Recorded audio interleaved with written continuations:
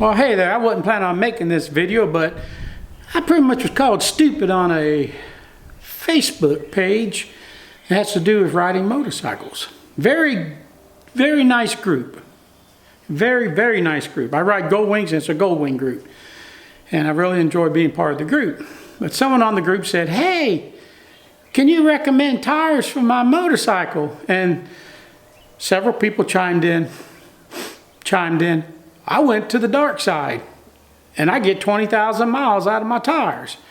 Going to the dark side, they're referring to running car tires on the back, and some people claim double dark side, so I guess they're talking about riding on the front too. And I just said, before you go to the dark side, you might want to do a little research, because motorcycles use the sides of their tires to steer. And then I got a couple replies basically calling me an idiot, telling me to stick with things that I know, blah, blah, blah, blah. So I basically said, watch my video, because I do know. So let's get going. Here's your typical motorcycle tire. This is a rear tire off my Gold Wing. For all practical purpose, it's got a crown to it. It's not flat. Here's a picture of a tire on my pickup truck. Here's a picture of a tire for my big heavy duty truck. Here's a picture of a tire on my wife's Mercedes. They, for all practical purposes, are flat on the top. So why is a motorcycle tire crowned? Well, that's got to do with how it steers. Take a beach ball, for example. Your typical old cheap plastic beach ball has got those seams in it. The seams come together at 2 points, one on each side, and they get wider as they go across. Basketball's the same way. So where the seams meet on each side, let's say that's where the axle is. Now if you just take that beach ball and you were to roll it with the axles parallel to the surface, it'll go in a straight line. But if you cock that axle side to the side one way or the other and try to roll it holding the axle at a right angle, the beach ball is going to want to roll in a circle. Now let me better explain that with the Dixie cup. Better yet, we're going to use 2 Dixie cups. We're going to pervert that tire that I just showed you, and we're going to square off the corners. So this is the center of the tread, and this is the taper going down on the sides. The axles would be on each side like this. If I was to run it down the middle, it would go on a straight line. But if I was laying on a side, it's going to curve. Let me take the tape off and just show you 1/2 of a Dixie cup taking a rolling. It's going to curve. And go, geez, Kevin, how's that happen? Well, let me explain. I put 2 marks on the top of my tire. I'm going to take this rope from the center of my hub to each mark, and I'm going to draw a line.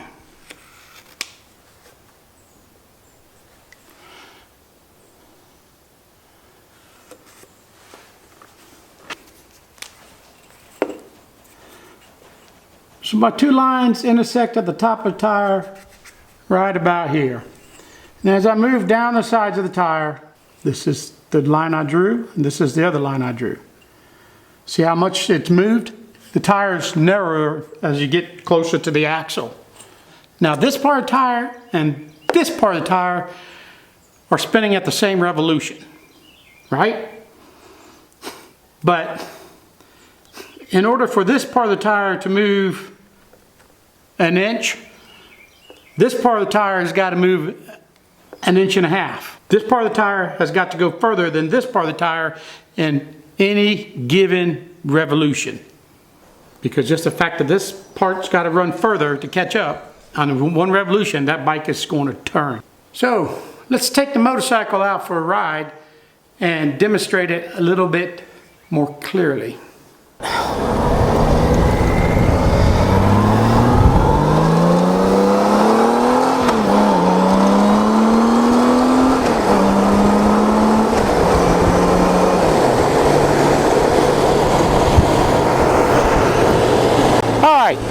I don't know if this chest cam's going to work or not. Don't know what I'm showing. But if I push on my left handlebar, I'm going to go to the left instead of the right. Push on my right.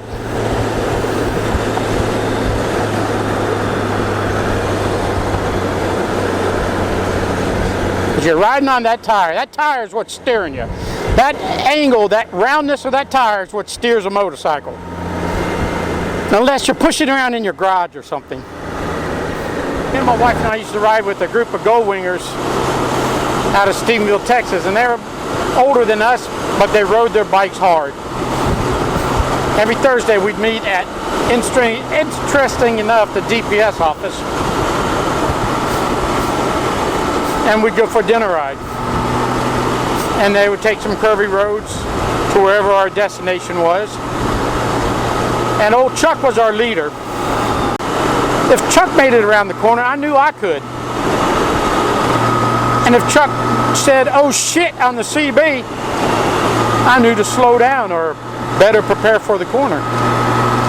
But one thing they would say on the corners sometimes, if they're tight, they'd say, "Throttle and lean, throttle and lean." They didn't say, "Slow down." Because if you slow down, your motorcycle is going to start standing upright, which means you're getting off the most aggressive edges of your tire, and your bike's going to start going upright and you're going to go off the edge. So if you find yourself in a pinch and you're going around a corner and you see yourself going towards the edge, throttle and lean, and it will tighten up the corner. Unless, of course, you're going so fast you break traction and you slide off. But oh well, you know, shit happens. Well, thank you for watching my video. I hope you enjoyed it. And there's only one thing I want you to take home with you. And that is that rounded tread on a motorcycle tire might just have a little something to do with steering.